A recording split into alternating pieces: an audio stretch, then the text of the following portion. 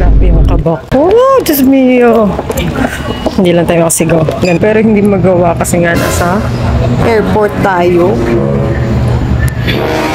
Kinakabahan pa rin tayo.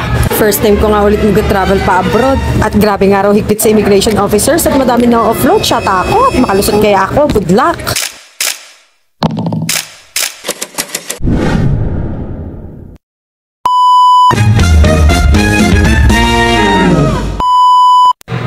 So, after 48 years nga, makapag-international na ulit. And take note, solo pa. So, good luck malala talaga, mga bi. Isa lang tayong simpleng mamaya na nangarap pag-Bali. Sino ba naman tatanggi, mga bi? 4,000 pesos ko lang naman nabook yung aking ticket. Yes! And that's for round trip. Mas mahal pa nga yung ticket ko for Siargao. Kaya kahit hindi tayo prepared, laban lang. Wala nga akong pinagsabihan nito. Ultimo family ko, hindi alam na lilipad ang lola nyo. Para bawas pressure na rin. And he was my jinx. Alam nyo naman yung mga immigration officers natin, ka-level say, God, hindi ka makakapag-trip to heaven, estate trip to international, kung hindi ka nila hindi ka makakapasa. May possible ma-upload ka. So, alam mo yun, yung pressure is to the highest level. Grabe yung kaba ko dun, mga bi. So, ayun na nga, ang lola nyo, for the 7 kilos lang, hindi talaga bumili ng check-in baggage. Tsaka for the commute ang lola nyo. Kasi nga, ayoko nga mag-uwi. Alam mo yun, pag hindi ka nakapasa, mag-uwi ka pa na mabigat. So, kailangan prepared tayo at ayoko masyadong gumastos sa taxi or grab. Dahil masakit sa loob, lalo na pag hindi ka nakalipad. Ganun. Okay.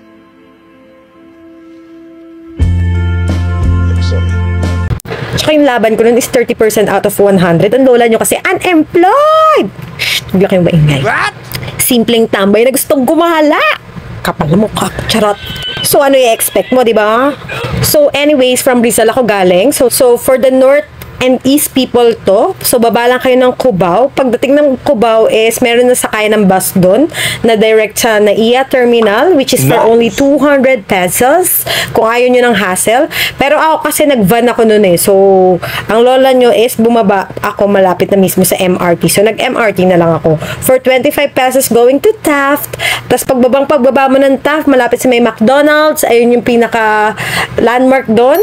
May bus station ulit yun going to NAIA Terminal for only 40 pesos plus 20 pesos pag may luggage kayo. So, mas tipid, mga bi. Ganun, makatipid. Kung hindi ka pa nakakapag-subscribe, subscribe na dahil mas marami pa tayong Bali tips na gagawin. And paki-like and share na din para mas marami pa tayong magawang contents kagaya nito. Airport. Airport, ayun. So, this is it, pansit na nga.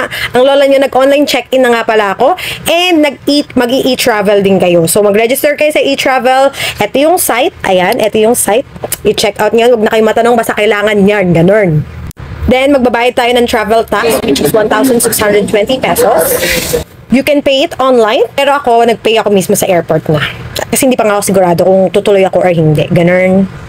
And then, proceed na tayo, mga mama, sa immigration! Oh my gosh. Grabe yung kaba ko doon. Alam niyo yun, ang lamig sa airport. Pero ang lola nyo, pinagpapawisan ng malala.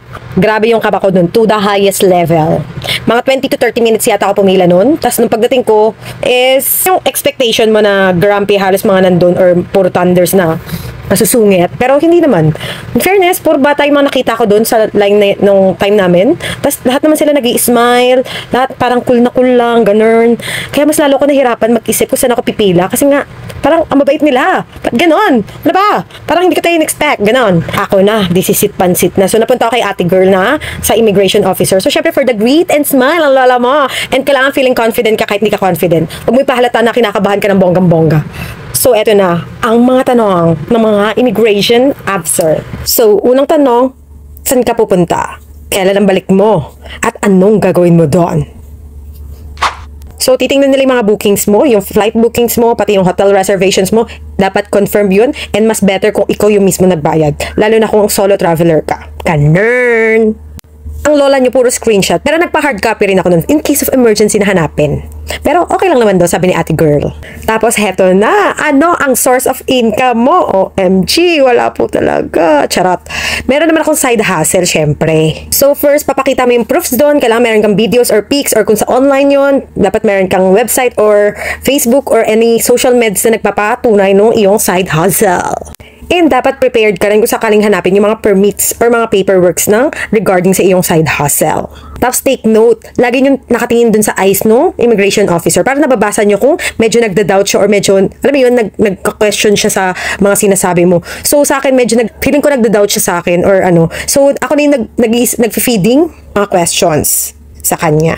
So, parang nakikipagchikahan ka lang. So, pinifeeding mo na yung mga questions sa kanya like yung mga travels ko before. Kasi hindi yun nakalagay sa records ko. So, kailangan ko sabihin yun. Tapos doon na siya nag-start magtanong ulit regarding doon. Tapos yung mga travels ko. Tapos sinabi ko rin na nag-vlog ako. Ganun.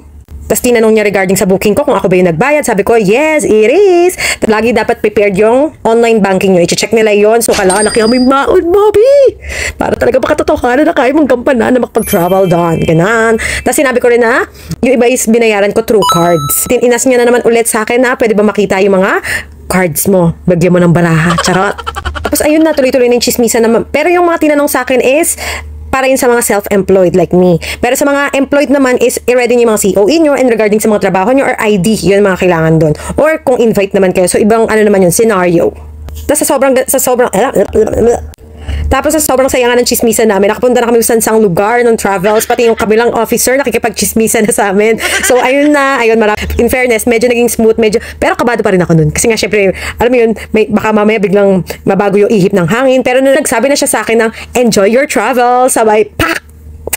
Ayun na, bes. Alam mo yung parang gusto na magsumigaw ng aking puso. OMG! Pasok sa mga lola niya!